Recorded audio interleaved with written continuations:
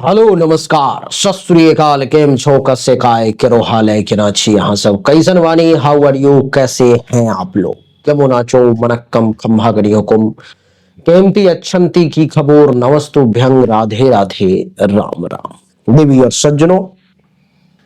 आज के इस वीडियो में मैं राजा मिश्रा आपको बताने जा रहा हूं कि मीन राशि वालों के लिए जनवरी का महीना आखिर कैसा रहेगा, किस मामले में अच्छा होगा, किस मामले में बुरा होगा। इसी विषय पर में आज के इस वीडियो में मैं चर्चा करने जा रहा हूं। लेकिन आप सबको बता दूं कि आप में से जो भी लोग मुझसे मिलने की इच्छा रखते हैं उनके लिए हमारा ऑफिस अब दिल्ली में खुल गया है। आप चाहें तो आकर के मिल सकते हैं, नहीं तो घर बैठे भी जानकारी मुझसे बाय गारंटी अपने बारे में प्राप्त कर सकते हैं। उसके लिए सामने दिए गए व्हाट्सएप नंबर पर मैसेज करके आपको अपना अपॉइंटमेंट बुक कर लेना है।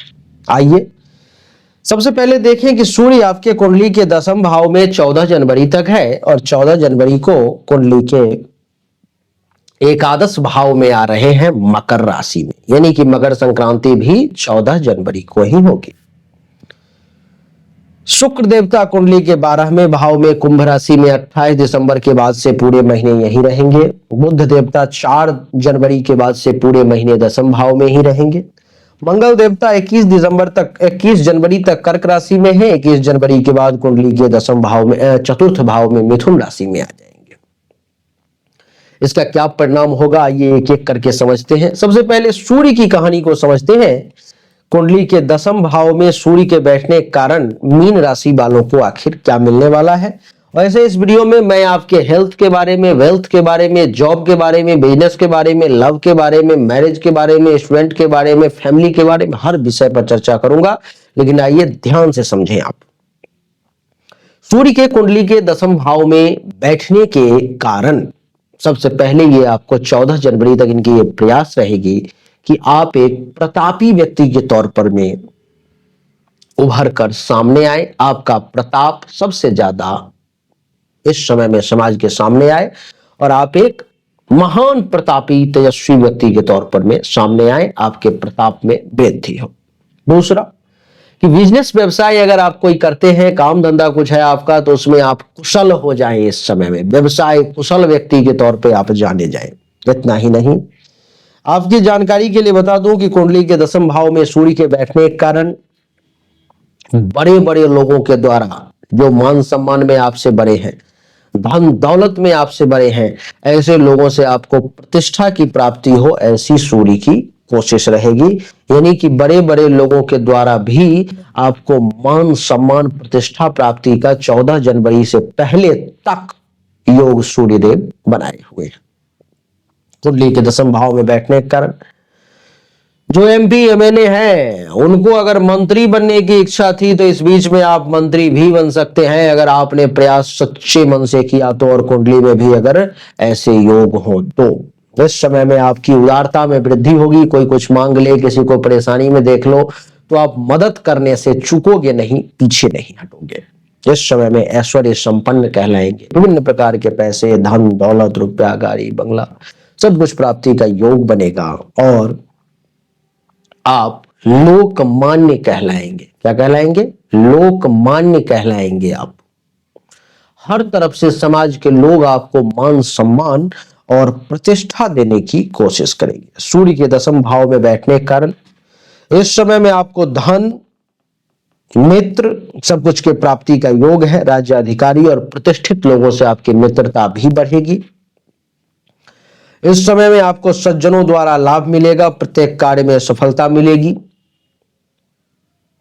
प्रमोशन के भी योग 10वें भाव में सूर्य के बैठने के कारण बन रहे हैं और मान सम्मान, गौरव, प्रताप में भी वृद्धि के योग दिखाई दे रहे हैं। तो समय जो है सो बढ़िया है आपके लिए।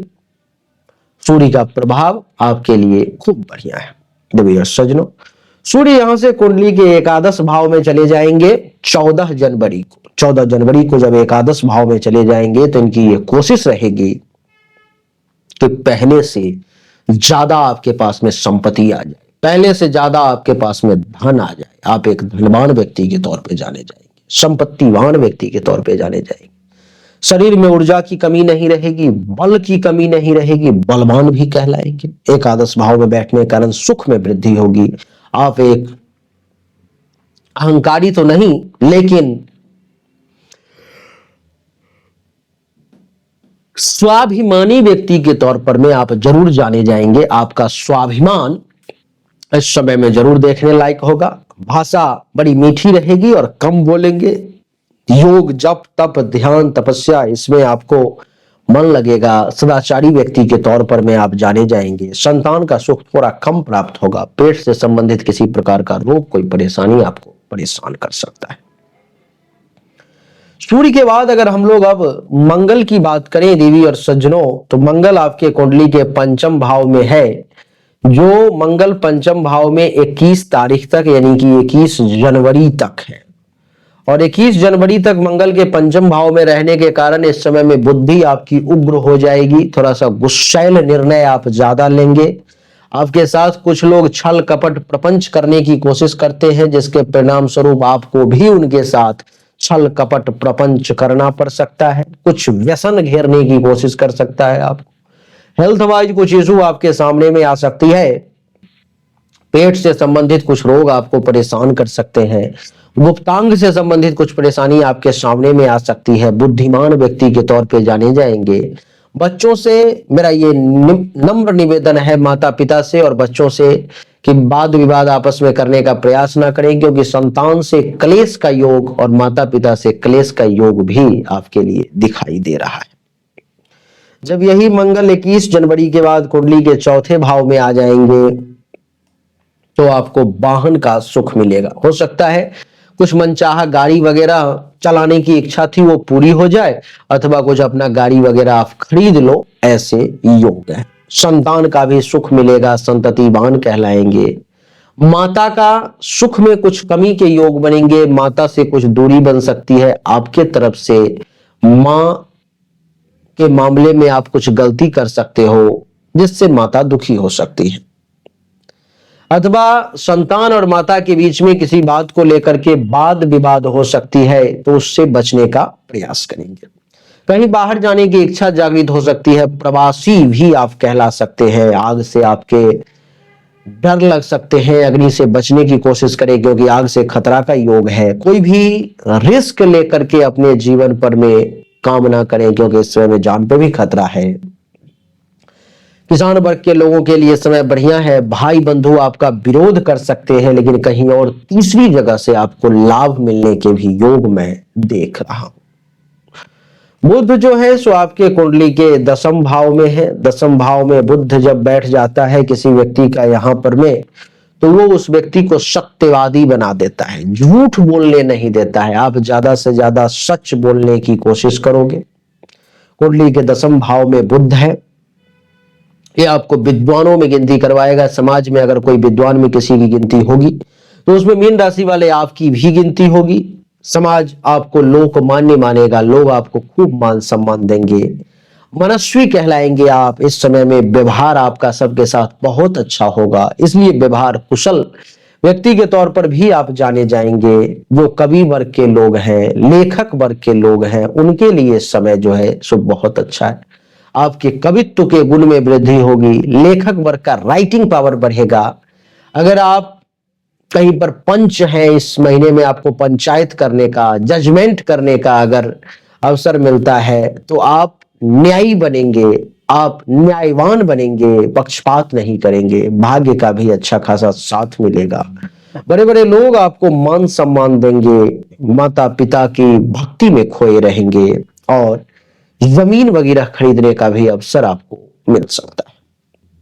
अब शुक्र की बात कर ले, तो शुक्र आपके कुंडली के 12वें भाव में विराजमान है, जो पूरे महीने यहीं पर रहेंगे। शुक्र का 12वें भाव में विराजमान होना न्यायी बनाता है, न्यायशील बनाता है, लेकिन साथ ही साथ आपके मन में कुछ आलस्य की भाव जागृत हो सकती है। आप थोड़े से आलसी भी कहला सकते हैं।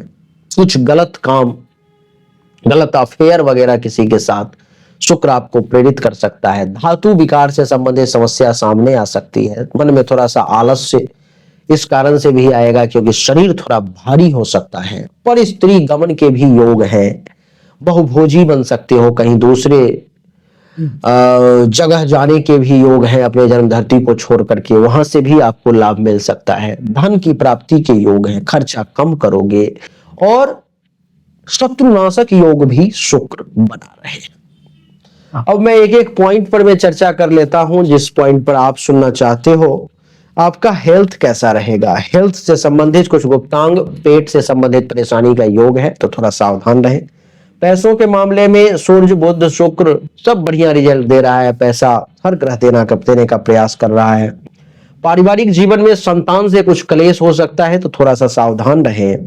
प्रेम संबंध के मामले में मंगल आपको थोड़ा परेशान करने की कोशिश कर सकता है। 21 जनवरी तक दोनों प्रेमिका के बीच में काफी लड़ाई झगड़ा, टेंशन, तनाव की स्थिति सामने आ सकती है, तो थोड़ा सावधान रहें।